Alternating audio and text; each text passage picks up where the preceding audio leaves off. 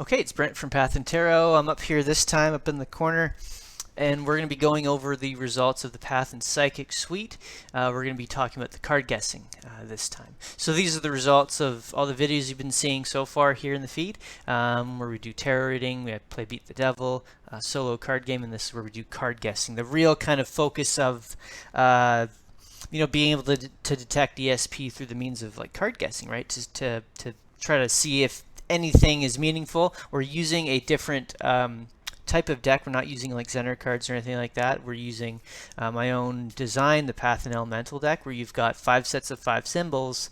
There's there's 10 there's 5 sets of the symbols and there's 10 of each. And then there's sub-elementals, and there's 25 of those, but 5 of those have only one element on them, so it doesn't improve your chances of getting a right answer. The sub-elementals that have 2 elements improve your odds just slightly. So if you were to guess one element and it's on there, then that's a correct answer. And that's a lot of what we saw in the card guessing.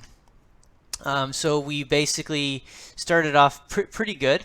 We started off with a right answer, and we guessed air, and it was air in air. So that's an example of a sub-elemental that only has one element. So there's only one possibility to get that correct. So I got that. I nailed it on that guess.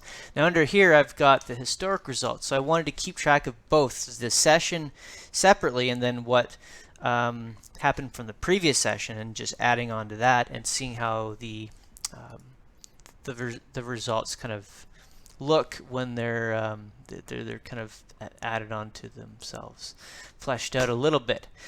Okay, so that brought us to the next session here, where we didn't get a right answer. We guessed fire and got earth, so we didn't. That brought us down to about 50% and reduced our overall historic ability to about 57%. That's still not bad.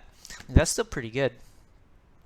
But we go to the next session here, and we've got another right answer. So I guessed water, and we got a sub-element which had water and fire on it, so that card gave us a right answer. So those cards have a 40% chance of getting a right answer compared to 20%, right? So if all the cards are it's either 1 out of 5, then 20% is your percent to get a correct answer. So that was good. That brought us back up to about 60% for both here.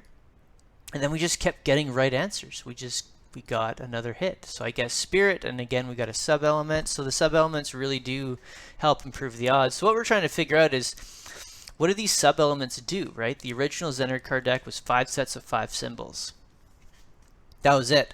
But with this, it's a little bit different. You've got 50 cards that are just the 5 regular elements of the 5 sets, but it's got these additional sub cards that have 2 things on them. So it seems that it is improving the odds, because look what we're doing. We're at 75%. That's incredibly significant, but these statistics mean something a little bit different. So let's carry on to the last guess here that I did. Looks like about 3 days later. So I wanted to give myself enough time in between these tests, and I got another right answer, again with a sub-element. So I guessed earth, got water and earth. And so now we're up to like 80%. That's the best I've ever done, hands down, with this deck. So that's like it's a new top score for me. So I don't know if that's like the maximum potential I can do, but like I did really, really well. I was dialed in. What I was doing is the night before, I would know that I would be doing this testing, is I would sort of think about the elements and just feel what a right answer is, and I would use my elemental deck that got the same symbols to kind of help me focus, like what will it be. So in a way I'm sort of deciding what my answer will be. So it seemed to help. I don't know, it was really, really strange. But overall, adding that session to the previous session, I'm still looking about 70%, which again is the best I've done, hands down. In previous sessions I've gotten the maximum about 60% right answers. So I don't know if that's just me not doing too well with the cards, because I've had these cards for a little while, or a few years already, but that's outstanding.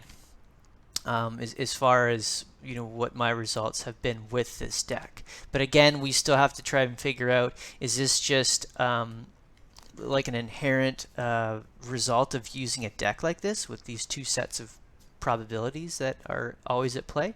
But either way, I was dialed in. I was getting right answers pretty much 80% of the time. So that's pretty cool. And I'll see you in the next video as we talk about the tarot and some other cool things.